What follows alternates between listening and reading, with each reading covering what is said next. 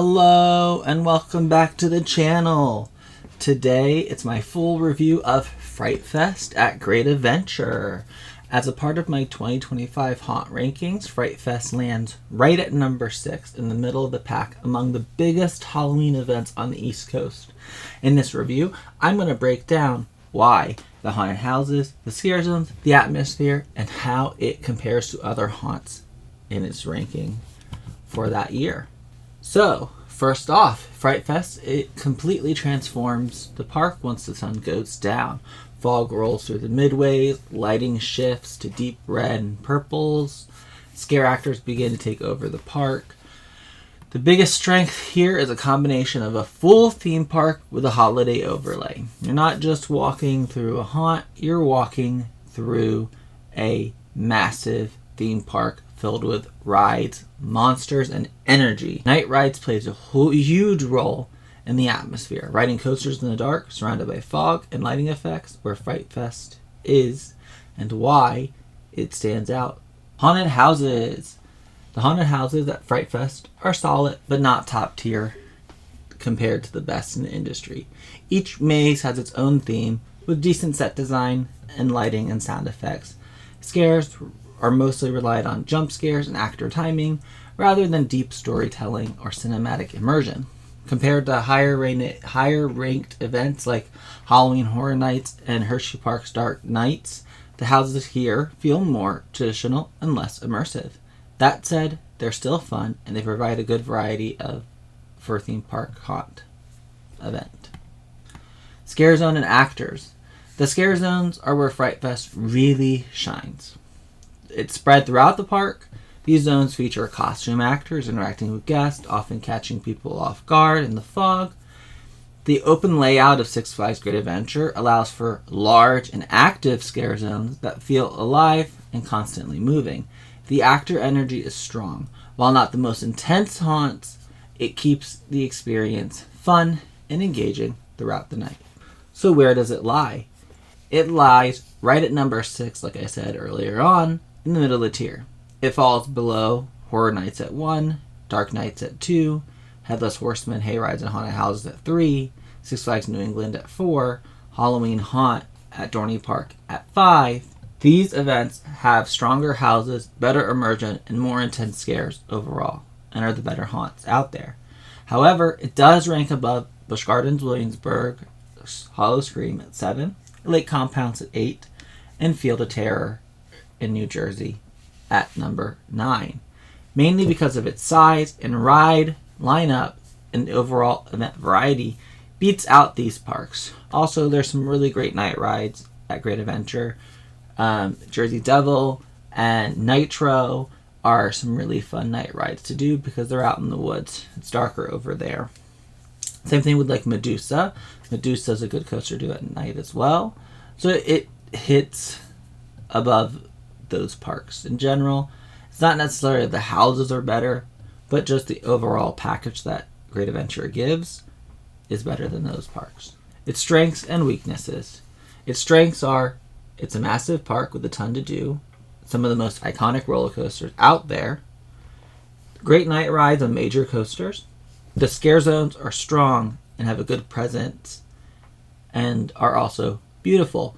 They're not the most themed scare zones out there. There definitely are more that are better themed, but overall they do scare zones pretty well at Great Adventure. There's a good variety of attractions also, and there's a good variety of differences in their haunts.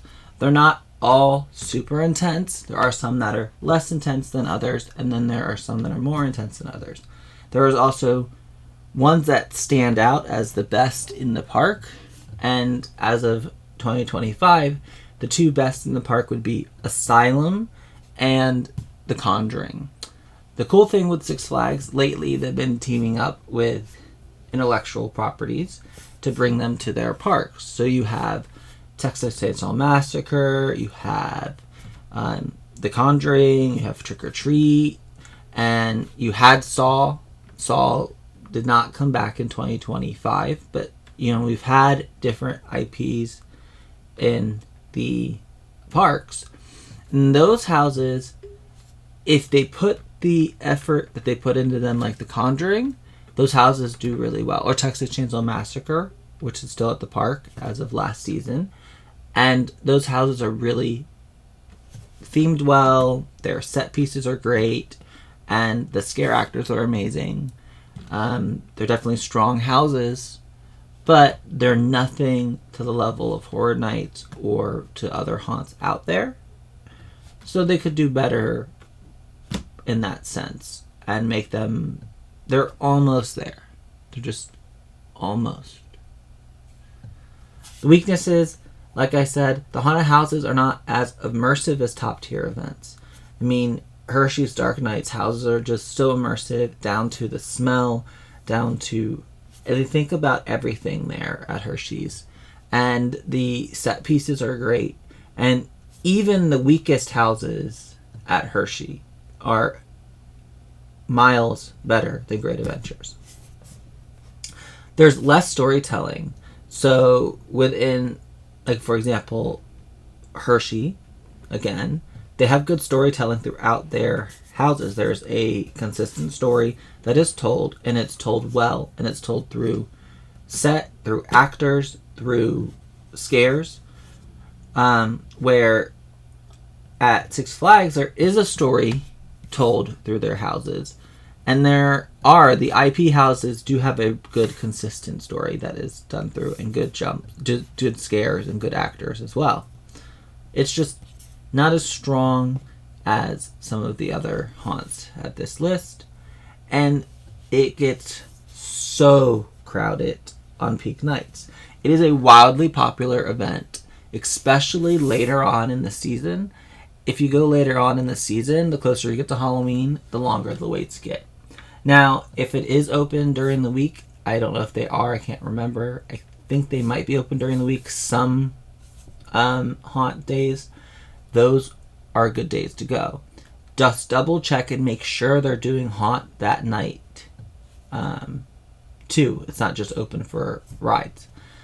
And if you go earlier in the season, like the first few weekends, it's not as busy, and you'll get to go through the houses, and you can even go through them multiple times and get to know your favorites, so that if you go later in the season, you can tackle the houses you know you want or that are worth the wait. And I remember when they first did the IP houses at Great Adventure, and their lines would become like 3 hours sometimes. Now, last season, the lines weren't ever that long, I believe. The longest I think they got maybe was like 2 hours or so. And those are definitely for like the most popular IPs are the ones that get the really long lines. Like Texas Chainsaw Massacre and The Conjuring. They are the two that get some of the longest lines in the park.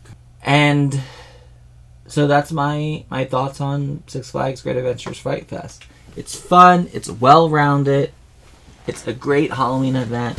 It's good if you wanna dip your toes into the haunts and you've never really done them, or you don't know how scary they can be.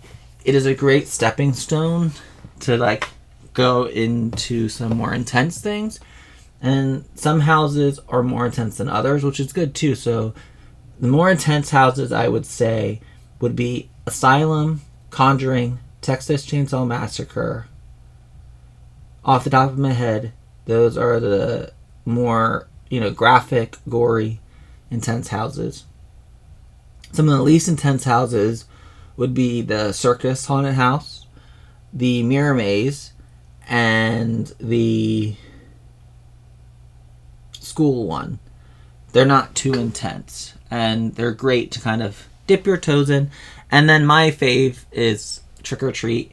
That one's fairly intense, but even on that end, it's not the most intense, but it's definitely my favorite. I have a soft spot for the movie, so of course take that with a grain of salt. If you're looking for a Halloween event where you can ride world-class rides and coasters, experience a spooky atmosphere, you got it. Fright Fest has it. They also have some shows. They don't have as many shows and entertainment as other parks, but they do have some shows, and the shows are really fun. They have a parade in the beginning of the event if you get there early enough, and especially when it's a full park day instead of like just being open for haunt. They have a parade, and they have scare actors that come out, and they do a whole thing, and it's really fun. I did not catch it last year, so I don't remember if it was still on last year, but I did catch it the previous year before that, and it's really fun.